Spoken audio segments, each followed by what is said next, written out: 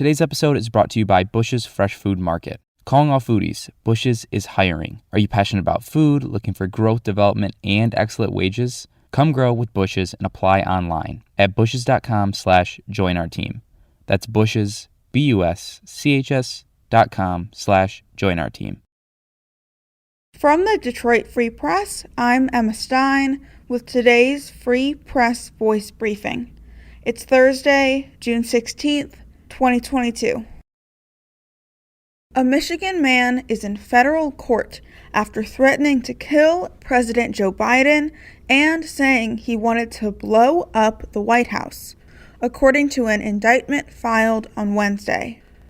The man, Timothy Finley, served time in prison about 10 years ago after he threatened to kill then-President Barack Obama. He lives in Prescott, a northern village of about 270 people. He made the threat on the same day the Biden administration asked Congress for $33 billion in military and humanitarian aid for war-torn Ukraine. I'm Adrienne Roberts reporting for the Detroit Free Press. After more than 2 years since the start of the pandemic, there are still fewer workers in Michigan than there were before the pandemic. And many employers say they have ample job openings that they're struggling to fill. This is good news for the approximately 100,000 students that are entering the labor market after graduating with some sort of degree from a Michigan college or university. And nearly 70% of employers polled in this annual Michigan State University Recruiting Trend Survey describe the overall new college labor market as very good to excellent. And this is the most optimistic they've felt since they asked that question in 2008. But meanwhile, labor shortages continue to be felt. And some employers are getting creative.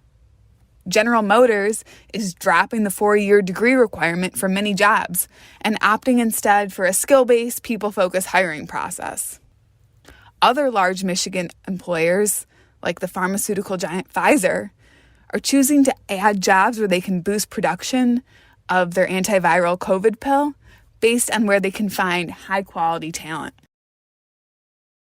Brown Dog, a popular local ice cream spot, has introduced 6 Faygo ice cream flavors.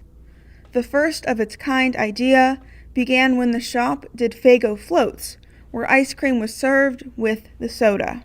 Brown Dog got Faygo's approval, and the rest is history.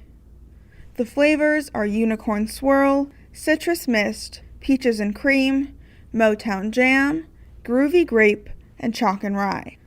The owner said it's not just that the ice cream vaguely resembles the flavors, it's made with and tastes just like Faygo. I'm Kirkland Crawford with the Free Press Sports Department, wondering if there is in fact changes ahead for the Detroit Tigers. The bad 2022 season just got a little worse on Wednesday with the White Sox sweeping the Tigers at Comerica Park in an emphatic 13-0 win.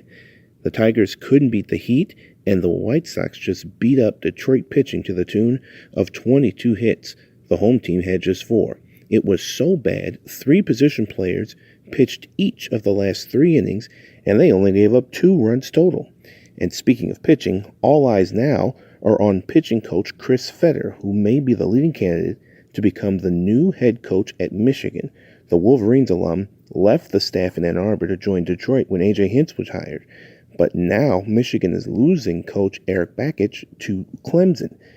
Fetter may be the most valuable person in the Tigers organization, considering how well they've pitched despite all their injuries. For more stories from the Detroit Free Press, be sure to check out freep.com. That's FREEP.com.